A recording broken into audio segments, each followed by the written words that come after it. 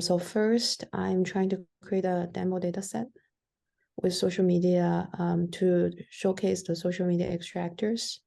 And I added a metadata of the created date.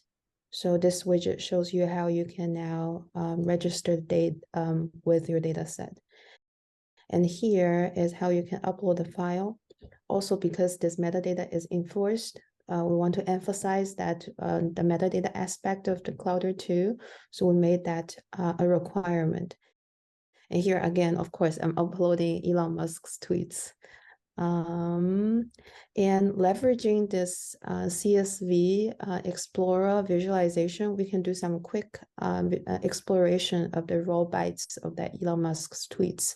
So here I'm trying to see what interesting thing I can generate. I can plot a bar chart of the retweet count, or I can do a correlation to see between the retweet count and favorite count. And here is a scatter plot for that. Apparently there's no correlation at all. Yeah, but that's some cool aspect you can show. And now moving on to the extractors, I have all the, not all, except auto phrase, which I will add it later. But basically, most of the social media macroscope extractor wrapped up here. So here I would like to emphasize the improvement from version 1 of Clowder. That is, the parameter filling process is more intuitive. So here you can select what kind of network you want to plot. I'm plotting a random network with the mentions of the tweets. So here is another, to me, here is another improvement from Clowder 1 is the dynamic like reading of the logs.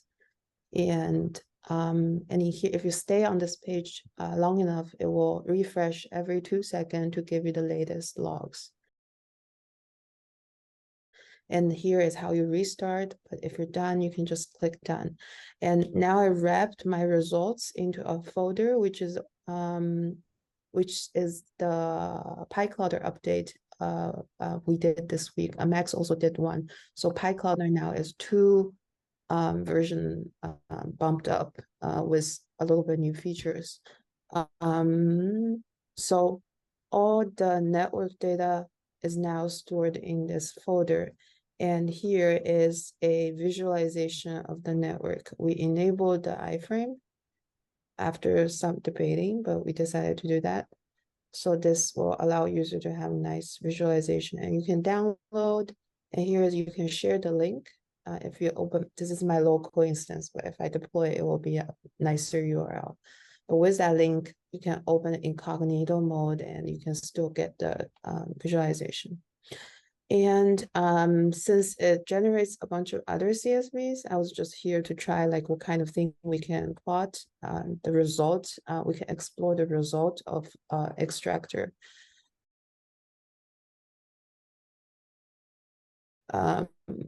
Yeah, so yep. And here I just try to quickly run every other extractors. Yeah, some of them have a little bit different form. Like for this, it's a text box. You can select which column you want to analyze. And yeah, nothing too interesting here. I'm just submitting them one by one. Like for here, you can say, I want 3 numbers of topics. And then this algorithm will help you group all the corpus into 3 topics. Yep, and then sentiment. So I choose Vader as the sentiment analysis algorithm here.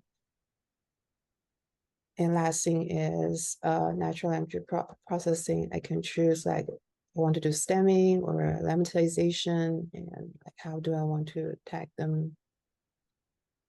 And while these are running in the background, there's another new feature we added called extraction history. It will let you have a more holistic view of like what's the status of the extraction. Yeah. And since I wrote a bunch of outputs, now I'm just like quickly showing you what they are. Like, for example, this is the output of name entity recognition. This gives you the top 30 most frequent name entity it recognized.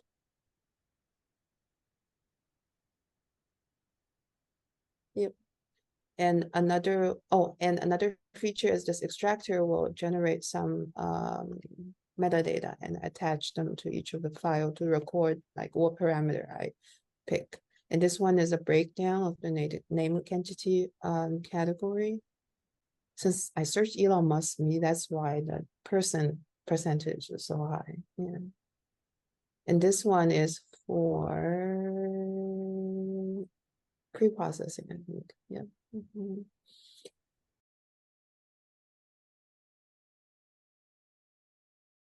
And this one is for sentiment analysis. And here, again, I'm just trying to be creative to see like what kind of plot we can generate. Yeah.